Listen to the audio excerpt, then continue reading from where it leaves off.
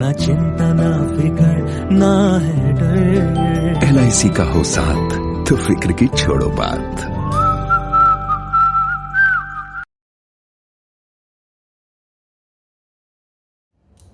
Welcome friends, welcome to my YouTube channel insurance जरूरी है with Nishant Dwivedi.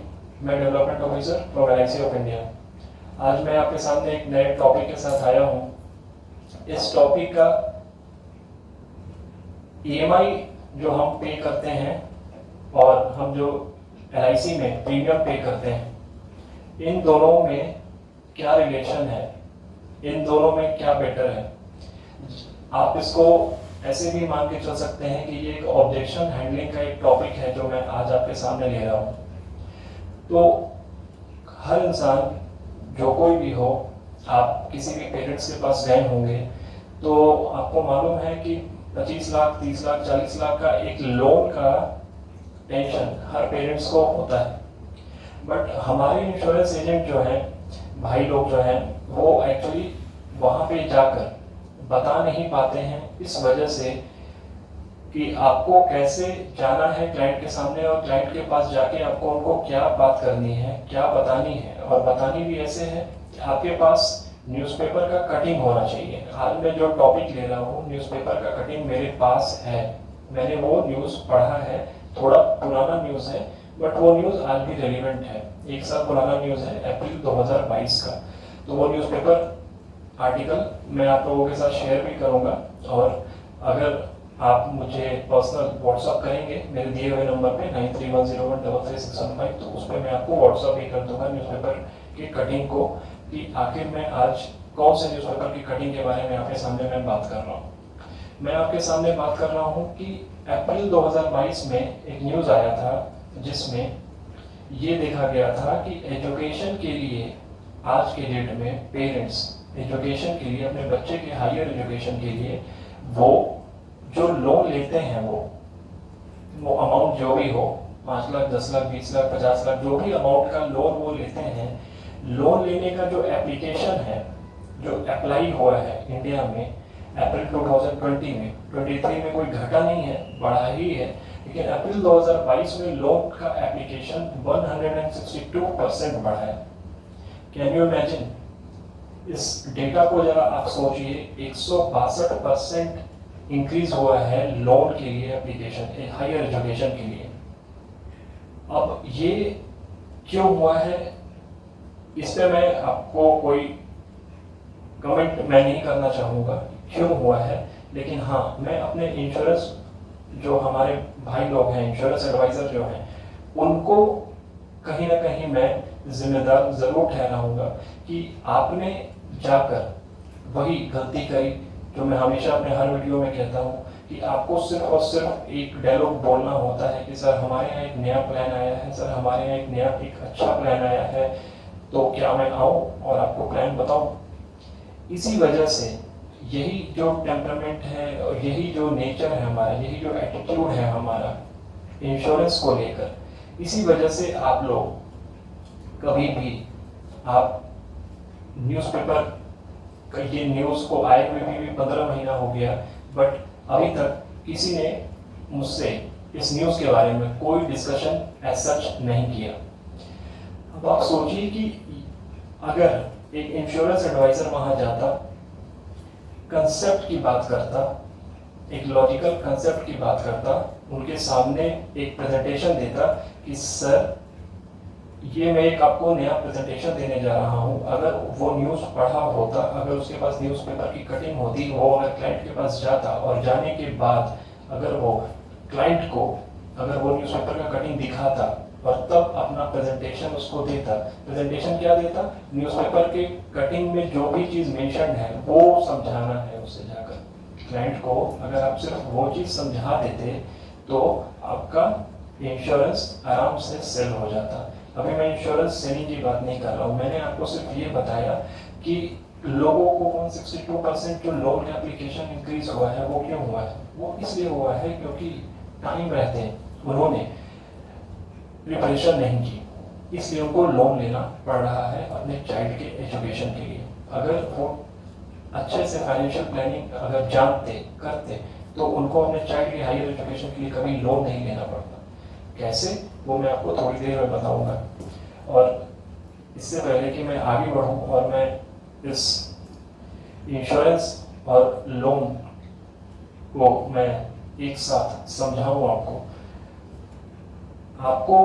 अगर आप मेरे नए चैनल पे नए हैं तो आप मेरे चैनल को ज़रूर सब्सक्राइब करें, लाइक करें मेरे वीडियो को। अगर आपको अच्छा लगता है, अगर आपको इन्फॉर्मेटिव लगता है कि मैंने कुछ उसमें एडिशनल आपको बताया है, कुछ नया बताया है, तो मैं जो वीडियो बनाता हूँ वो आपके लिए तो है ही, आपके कस्टमर्स के लिए भी है। आप अपने कस्टमर को ये वीडियो आप शेयर कर सकते हैं, बिल्कुल शेयर कीजिए और देखिए कि वहाँ से क्या फीडबैक आता है। ठीक है, तो मैं रिक्वेस्ट करूंगा कि मेरे चैनल को आप सब्सक्राइब जरूर करें अगर आपको वैल्यूएबल लगता है मेरा कंटेंट। तो आगे बढ़ते हैं। अब एग्जांपल आप लीजिए कि कोई बंदा है 30 साल का, वो 25 लाख का लोन लेता है हायर एजुकेशन के लिए अपने बच्चे के लिए। तो ईएमआई कितना आएगा, आप खुद बताइए कि ईएमआई कितना आएगा उस बंदे का। और उसे पैसे की कितनी जरूरत पड़ी, 25 लाख का वो लोन लिया, तो उसे जरूरत कितने पैसे की है, 25 लाख की जरूरत है। 25 लाख अगर उसे पैसे की जरूरत है तो इंश्योरेंस अगर वो लेता तो प्रीमियम कितना आता। जी मैं अभी एजेंट भाइयों से बात कर रहा हूँ, आप सोचो इसके ऊपर। 25 लाख का अगर कोई एजुकेशन के लिए लोन लेता है तो ईएमआई कितना आता है। और अगर टाइम रहते उसने फाइनेंशियल प्लानिंग कर ली होती, जो उसने की नहीं थी, अगर फाइनेंशियल प्लानिंग उसने की होती, फाइनेंशियल प्लानिंग की उसे थोड़ी भी समझ होती, तो उसे हायर एजुकेशन के लिए लोन नहीं लेना पड़ता। तो उस केस में प्रीमियम कितना आता है अगर वो इंश्योरेंस लेता। तो ये दोनों चीज़ मैं आप पे छोड़ता हूँ, आप कैलकुलेट कीजिए, मैं तो बताऊंगा ही लास्ट में, लेकिन अभी आप सोचिए कि आपने कभी इस पर्सपेक्टिव से कभी सोचा था, नहीं सोचा था, बिल्कुल भी नहीं। मैं आर्टिकल शेयर कर दूंगा, आप आर्टिकल को ज़रूर देखिएगा और इमीडिएटली क्लाइंट को शेयर कीजिए। हर साल किसी न किसी के बच्चे जो हैं वो एजुकेशन के लिए, हायर एजुकेशन के लिए कहीं ना कहीं जा रहे हैं, बेंगलोर हो, दिल्ली हो, मुंबई हो, पुणे हो, कहीं ना कहीं कोई भी मतलब सिटी में वो जा रहे हैं पढ़ाई करने के लिए। और लोन का रेशियो क्या है वो तो मैंने आपको बता दिया, 162% लोन आपका जो है वो इंक्रीज हो चुका है आज के डेट में। अब आप मान लीजिए कि कोई बंदा है जिसका एज है 30, 15 साल के बाद आफ्टर 15 ईयर्स उसे 15 लाख रुपए की 25 लाख रुपए की उसे जरूरत है। ठीक है, 30 साल का एज है, 15 साल के बाद उसे हायर एजुकेशन के लिए उसे 25 लाख रुपए की जरूरत पड़ेगी। तो वो 25 लाख अभी अगर इंश्योरेंस ले लेता, तो कितना प्रीमियम जाता।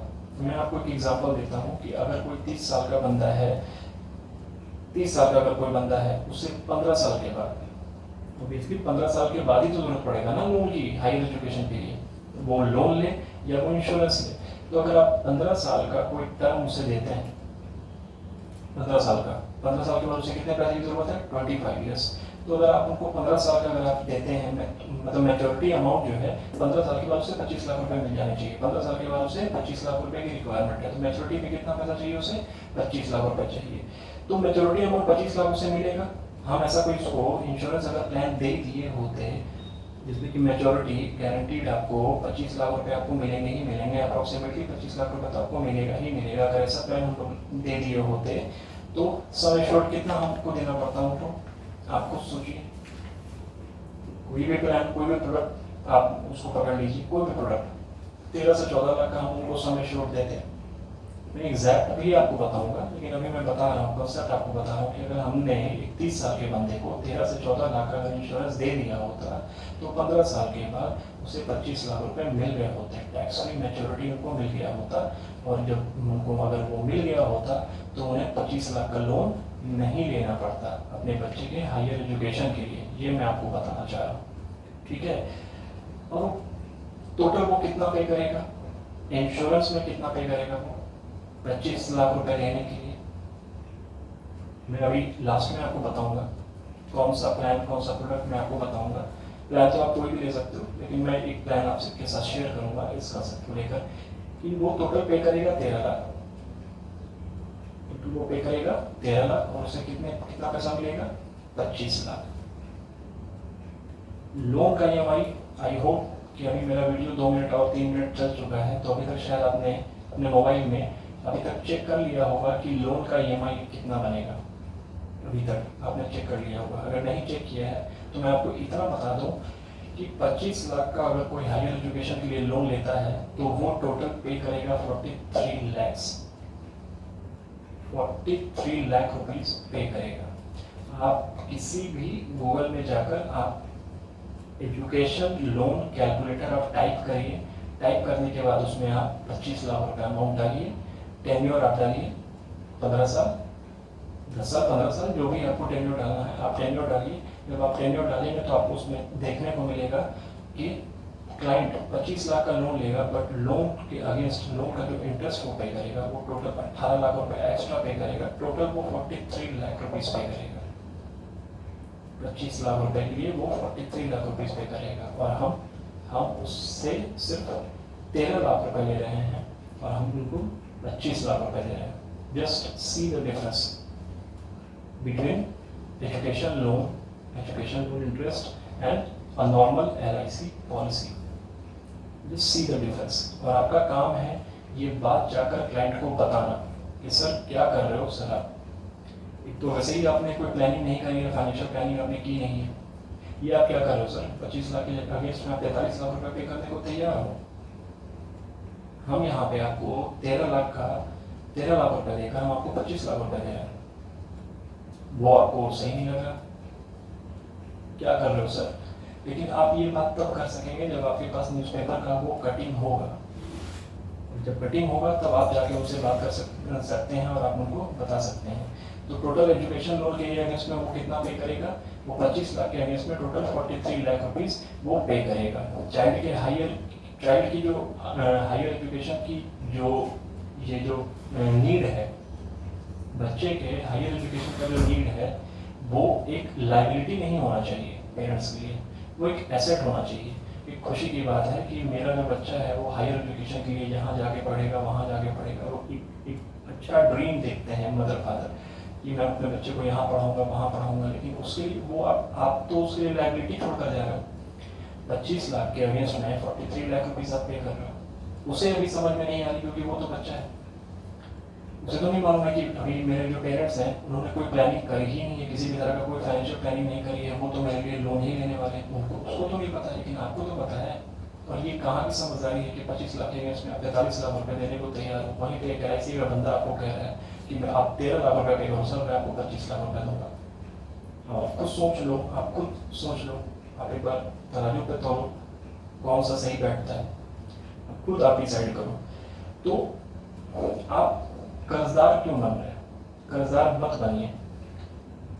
कल को इनकेस अगर फ्यूचर में आपका चाइल्ड अगर इंटरेस्ट पे करने में नाकाम रहा तो आप एजुकेशन लोन ले लोगे, लोन लेने के बाद उसे जॉब लगेगा, इस बात की गारंटी है? कितने का जॉब लगेगा इस बात की गारंटी है? वो कितना दिन तक उस जॉब को कंटिन्यू करेगा इस बात की क्या गारंटी है? किसी चीज़ की कोई गारंटी नहीं है। तब आप क्या करोगे? तब आपको और अपने पॉकेट से पैसा चुकाना पड़ेगा। तब तक आपकी एज भी बढ़ चुकी होगी सर, आपकी एज भी बढ़ चुकी होगी। अगर 30 आज आपका 30 एज है तो 45 to 50 के बीच में आप 25 लाख का लोन लोगे और फिर 45 से 50 तक वो पूरा इंटरेस्ट पे करते करते आपका रिटायरमेंट आ जाएगा। शायद रिटायरमेंट के बाद भी आपको पे करना पड़े। इनकेस अगर आपका चाइल्ड ना पे कर सके तो उस केस में मैं आपको बता रहा हूँ। और 18 लाख रुपए एक्स्ट्रा पे करना ये कहीं की सर समझदारी नहीं है मेरे हिसाब से। बाकी आपने फाइनेंशियल प्लानिंग नहीं किया है, साफ पता चल रहा है। बिल्कुल आपको बोलना चाहिए कि सर आपने फाइनेंशियल प्लानिंग नहीं की है। ये लोग नहीं कर रहे हैं, लोग बिल्कुल भी नहीं कर रहे हैं। तो ऐसा कैसे कह सकते हो ये लोग फाइनेंशियल प्लानिंग नहीं कर रहे?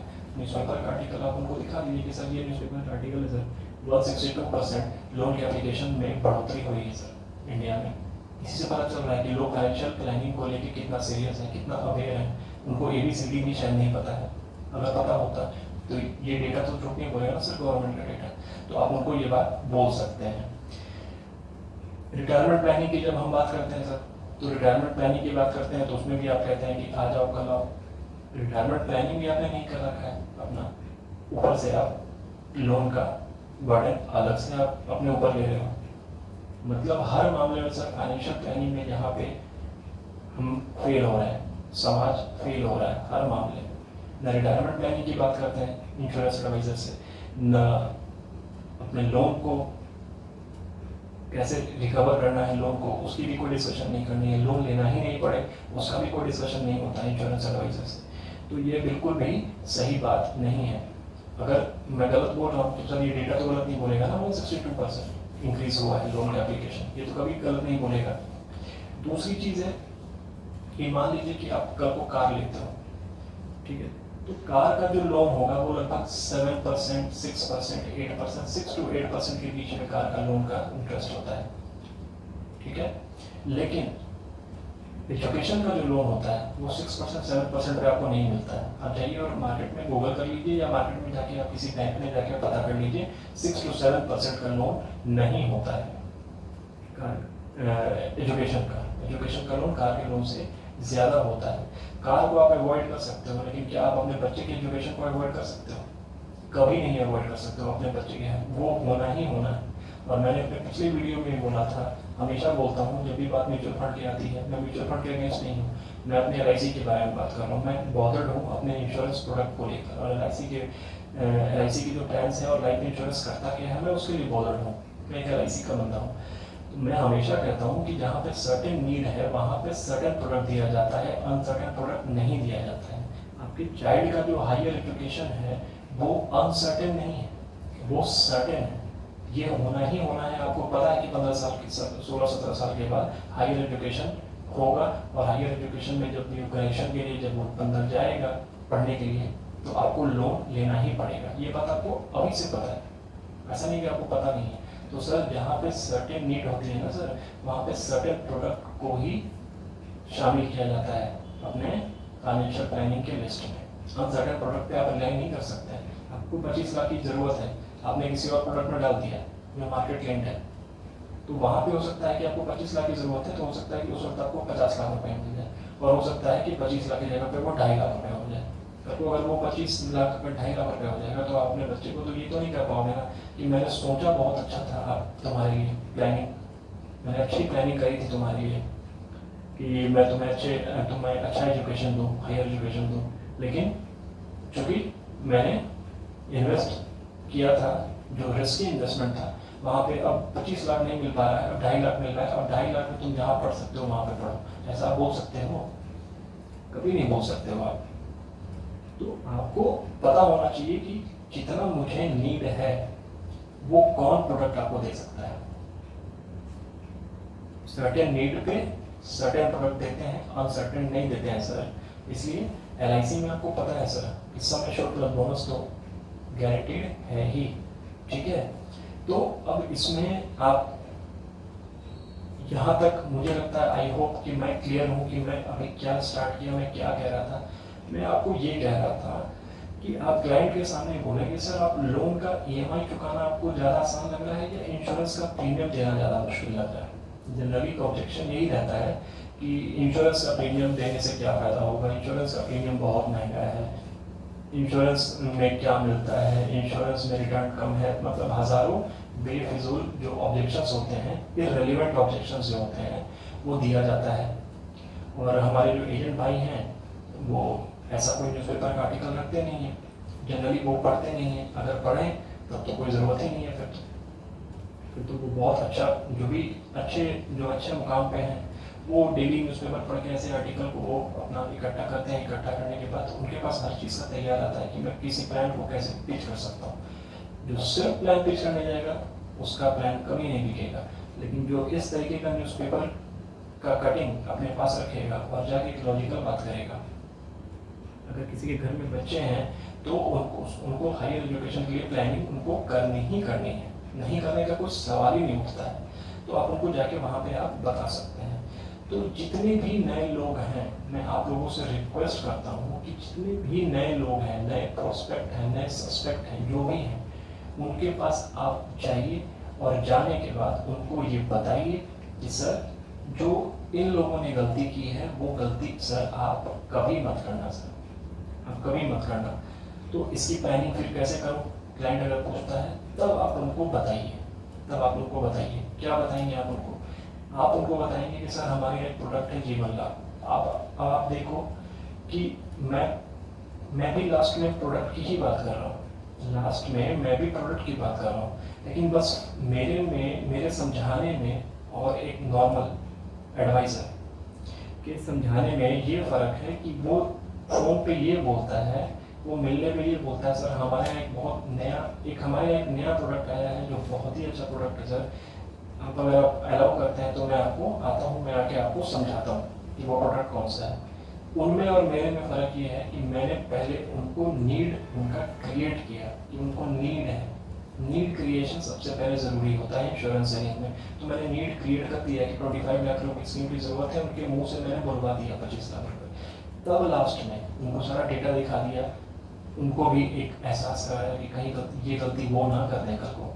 ये सब जब एहसास मैंने उनको करा दिया, तब लास्ट में जब सॉल्यूशन की बात आई तब मैंने बोला कि सर हमारे यहाँ एक जीवन लाभ एक प्रोडक्ट है।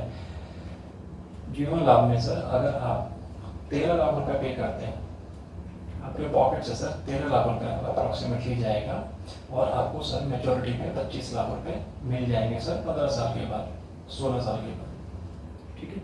आपको मिल जाएगा 25 लाख रुपए। आपको सर कहीं से भी लोन लेने की ज़रूरत नहीं पड़ेगी अगर अभी से आप फाइनेंशियल प्लानिंग स्टार्ट कर देंगे तो फिर वो अगर पूछते हैं तो फिर आप उनको जीवन लाभ 16-10 दीजिए, 13 लाख 14 लाख का।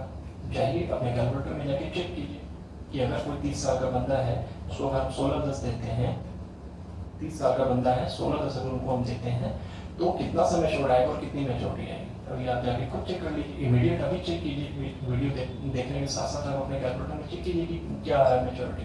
2 सेकंड लगेगा, आप चेक करिए, 25 लाख रुपये मिलेंगे उनको। तो उनको दरवाज़ा नहीं खटखटाना पड़ेगा बैंक का लोन के लिए, ना जाने उसमें लोन का इंटरेस्ट क्या रहेगा। आज अगर 10-11% हो सकता है, उसमें 16-17% हो। अभी मैं 43 लाख बोल रहा हूँ, 25 लाख की जगह 43 लाख रुपये चुकाने को तैयार है। लेकिन यहाँ पे क्लाइंट को ऑब्जेक्शन आता है कि यहाँ इंश्योरेंस में रिटर्न बहुत कम है। अब आप जाके क्लाइंट को बोलिए कि सर 25 लाख के अगेंस्ट 43 लाख रुपए आप चुका रहे हो सर, 18% एक्स्ट्रा पे कर रहे हो सर, 18% एक्स्ट्रा पे कर रहे हो। इंश्योरेंस अगर आपको 6 से 7% दे रहा है तो आप सोचो सर कि 18% ज़्यादा पे करना ज़्यादा बेटर है या 6 से 7% मिलना ज़्यादा अच्छा है। वहाँ आपको देना पड़ रहा है, यहाँ आपको 6 से 7% मिल रहा है।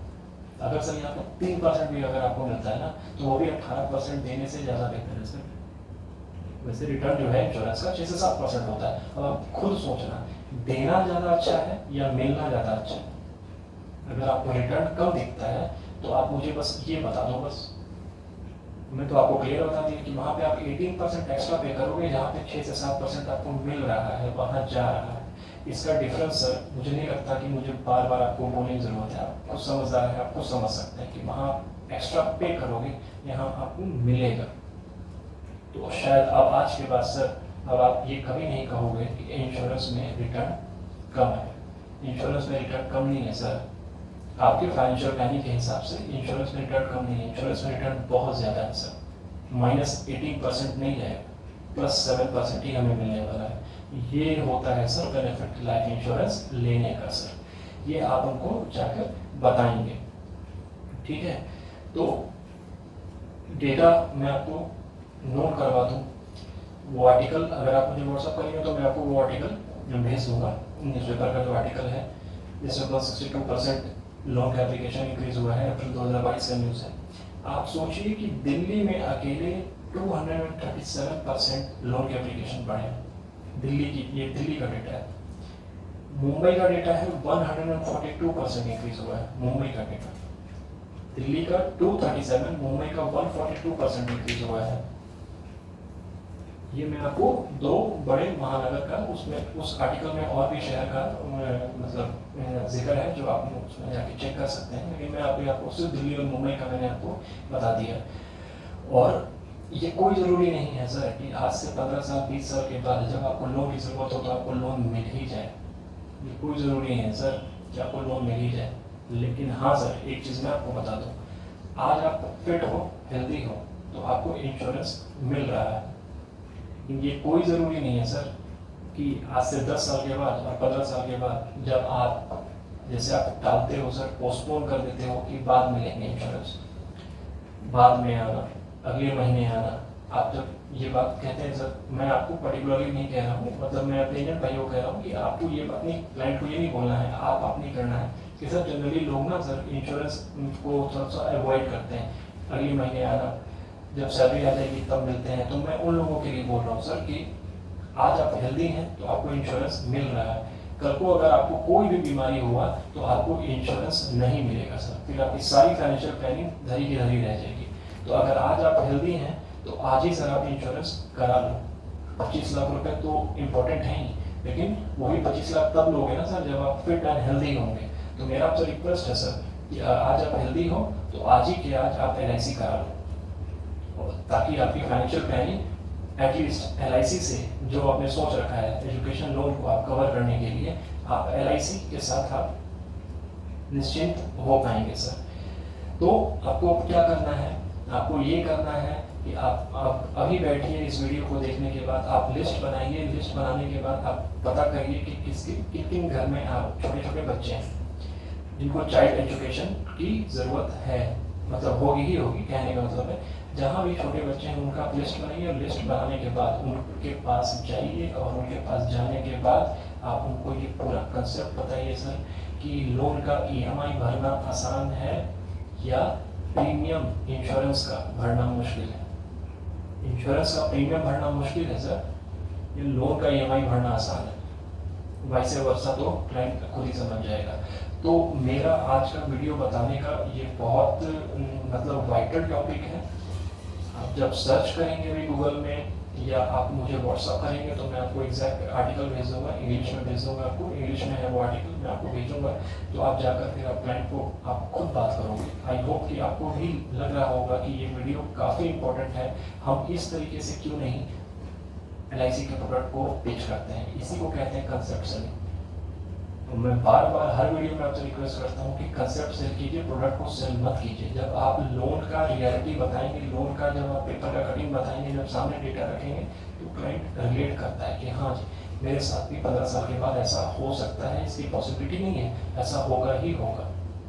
तो भाई 18% एक्स्ट्रा पे करने से बेटर है कि मुझे 6 से 7% रिटर्न मिल जाए।